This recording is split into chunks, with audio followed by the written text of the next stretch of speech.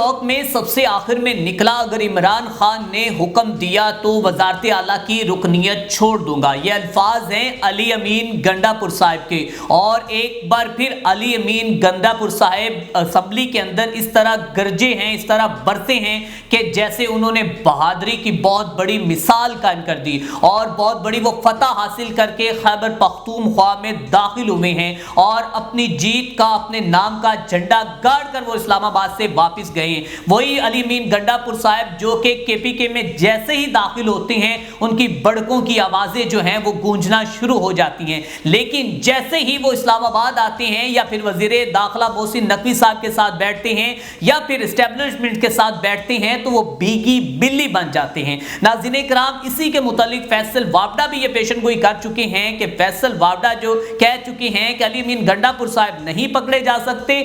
جو کہ بشرا be be جو ہے اس کو گرفتار کیا جا سکتا ہے۔ ناظرین کرام، ان کی پیشن گوئیوں میں بھی شاید جو آگے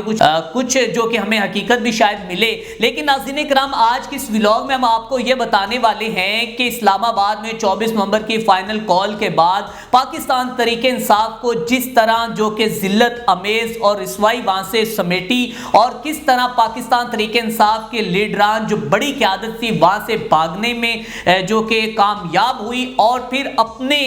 جو کہ کارکنان کو وہاں پر مرتا ہوا چھوڑ دیا اور ان کا پرسان حال تک نہ جانا کہ وہ کس طرح وہاں پر اپنی جو کہ زندگی کی بازی ہار رہے ہیں، وہ کس طرح وہاں پر فورس کا سامنا کر رہے ہیں، شیلنگ کا سامنا کر رہے ہیں، وہ وہاں پر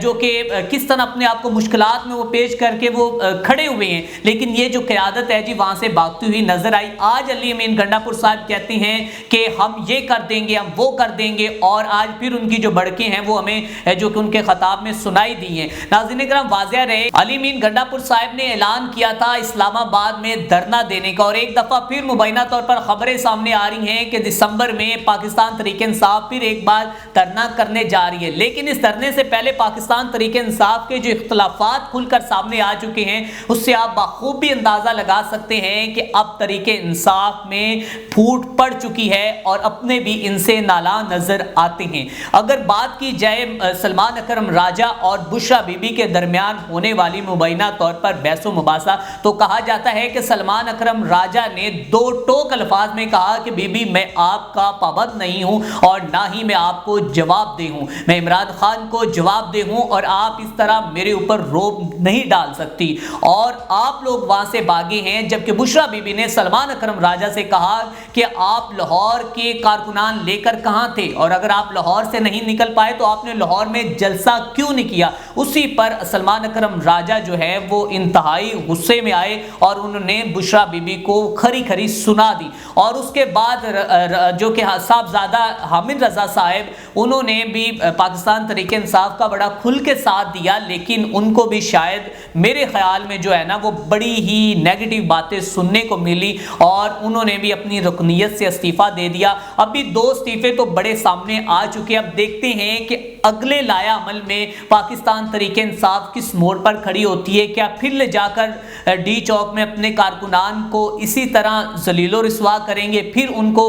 جو کہ وہاں پر جو کہ فورس کا سامنا کروانے کے لیے وہاں پر چھوڑ کر بھاگ جائیں گے، یا معاملات کچھ اور ہوں گے۔ ناظرین کرام، اب تک کی تفصیلات کے مطابق جو بتایا جا رہا ہے کہ عمران خان کے ساتھ کسی کو بھی ملاقات کی اجازت نہیں دی گئی، اور ابھی تک ان کے وکلا کے ساتھ بھی ملاقات کی اجازت نہیں دی گئی۔ فیصل چودھری سمیت دیگر جو وکلا ہیں وہاں پر جا چکے ہیں، لیکن ان سے ملاقات ابھی تک نہیں کروائی گئی، اور ذرائع کے مطابق خبر یہ بھی پہنچی ہے کہ عمران خان کے اوپر اب تک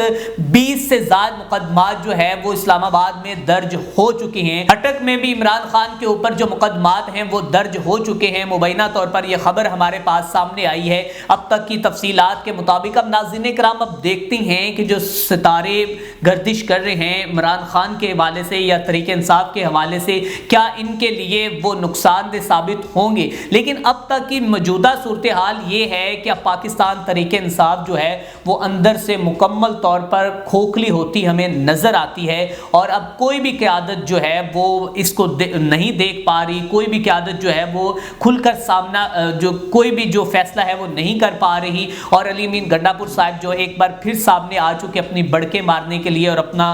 جو کہ وہ وزیر اعلیٰ کا دباؤ دکھانے کے لیے۔ اسی کے ساتھ اپنے میزبان میاں ارسلان کو دیجیے اجازت، دیکھتے رہیں VN وائف۔